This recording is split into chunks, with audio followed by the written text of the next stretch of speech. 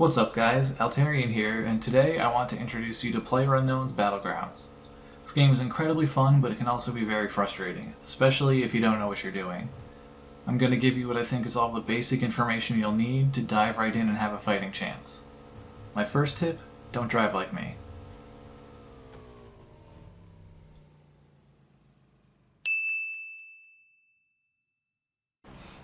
To start, let's talk about what PlayerUnknown's Battlegrounds, or PUB for short, actually is.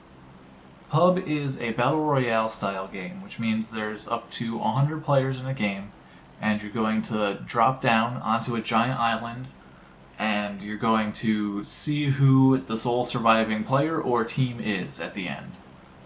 Each game starts out with the players all starting in a plane that's going to fly over the island in a randomized path, and then the players will have the choice to jump out of the plane basically at any point over the island that they choose, and then they can from there parachute down to where they think the best place to go will be.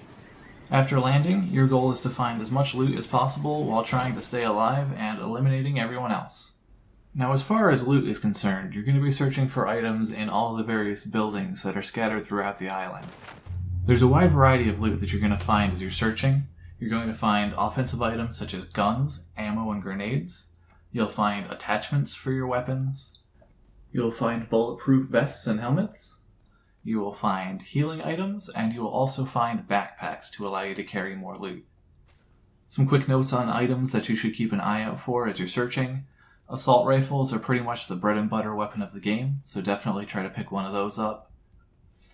All attachments that you find are going to provide a positive benefit for your weapon, so definitely pick up any attachments that apply for the weapon that you're going to use. You do have limited inventory space, and backpacks increase that by a huge amount, so definitely make sure you pick one of those up when you see it. And be sure to equip a vest and a helmet, as they make a huge difference in your survivability. Now I just want to go over real quickly all the various healing items that are available in the game and how they work, just so you don't get confused in the middle of a game as why something isn't working or it doesn't do what you think it will. The strongest and rarest healing item in the game is called a medkit. You probably won't find one of these in most games that you play, but if you do find one, just know that it's going to heal you to full no matter how much health you have left. Similar to the medkit is the first aid kit. This is a much more common item, and it will also heal you for a large chunk of health, but it can only heal you if your health bar has turned red, and it will only heal you back to the point where your health bar turns white again, which is about 75% of your health. The most common form of healing that you'll find is the bandage. These do a very short heal over time, which will heal you for about 10% of your health, and similar to the first aid kit, they can only be used when your health bar has turned red, and they will stop healing you when your health bar is turned white again at about 75% of your health. And the last form of healing that you'll find are called boosts. They come in two forms, painkillers and energy drinks.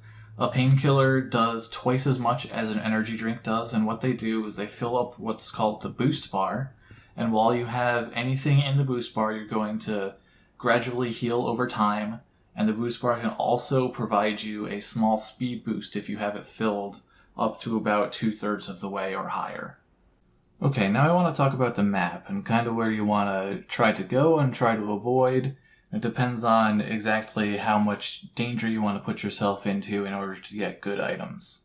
First thing to take note of is there's a lot of little towns that have very high building density, like Georgia Pole and Yasnaya and Pochinki. You're going to find a lot of loot there, but you're also going to see that many players will drop into those areas. And basically how loot density and quality works in this game is that higher risk areas will give you better reward. So, military base and the other places that I mentioned all have very good loot, but are also very dangerous. If you go to all the little clusters of buildings that are scattered all over the map, you're not going to find as much good loot, but you'll be a lot safer, obviously. Also a quick note, this video is being made while the game is still in early access, and the developers are planning to have 2 more maps in the game by the time the game officially releases. The basic principles of where to find good loot should remain the same though. Now you might be wondering, the map is so huge, how are we ever going to find other people? And the game has a mechanic in place, people just call it circles. I'll show a map here, you'll see a big white circle which is covering part of the map, and you have to eventually work your way into this area because a blue circle is going to come around, which if you're outside of it, you're going to take damage over time, which will slowly kill you, and later in the game, the blue circle becomes more and more dangerous. You probably also noticed the big red dot that's somewhere on the map. What those are called is a red zone, and basically an airstrike is going to occur in that zone after a period of time. And so if you're inside, you want to try to find cover just in case you get unlucky and a bomb drops on your head. And one more thing I'll mention here is just another thing that occurs throughout the game is there will periodically be planes that just fly over the island, and if you watch them, occasionally they're going to drop supply crates, which tend to have extremely rare and awesome loot, and it can be worth going for them and fighting over them if they drop nearby you. Another thing to be aware of as you're looking throughout the island is that there are vehicles that spawn. Generally, you'll find them spawned on the sides of roads, but there are also some garages in the towns that can have vehicles spawn in them. Picking up a vehicle is going to be very useful for getting to the next circle as the game progresses, and just in general, it's very helpful to get from place to place faster. Driving in this game can be a little bit tricky. The controls for the vehicles are pretty touchy, but you get used to it pretty quickly once you start playing the game a lot. And speaking of controls, there's a couple of things that you should be aware of with this game. One thing that threw me for a loop when I first started was the aim down sights button is tapping right click, it's not holding right click. The hold right click is like putting your weapon to your shoulder in this game, which reduces spread a little bit, but not as much as aiming down sights. Another thing to be aware of is that there is a free look button that is Alt by default, and that will allow you to obviously look around as you're moving and as you're kind of hiding behind cover and stuff, and it just helps you be more aware of your surroundings as you're playing. One more extremely useful thing you can do with the controls in this game is you can bring up your inventory screen to see all of the loot that's on the ground nearby you. That'll appear on the left side of your screen, and you can drag and drop it into your slots in your inventory and not have to go through hitting F on every little individual thing on the ground. And the last thing that I'll mention for controls is that many guns have two fire modes that you can switch between. When you pick up a gun, it's always going to be on its single shot mode, but many of the submachine guns and rifles you can switch over to a full auto or a burst mode, and the default key for that is B.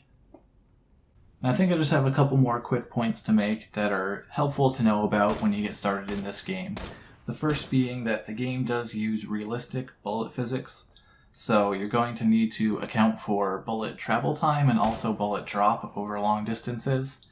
Generally, in short-range combat, this means absolutely nothing, but when you're shooting at people over long distances, you will need to lead your targets and you might need to aim a little bit high as well.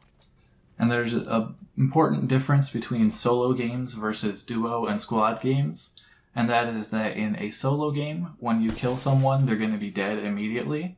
But if you kill someone in a duo or squad game, they're going to get knocked down, and they'll be able to crawl around and try to get help from their teammates, and teammates can revive each other in this game. But you can also shoot crawling people to finish them off, or if you knock down everybody on the opposing team, then they will all die immediately. Now that should cover all of the basics that you need to get started in PUBG. This game has a lot of depth, so hopefully you have fun with experimenting with new weapons and strategies and just learning the best way to go about approaching each game. And if you found this video helpful, I would love to have suggestions for any current or upcoming games that you would like to see me cover. Thanks for watching, and I'll see you on the Battleground.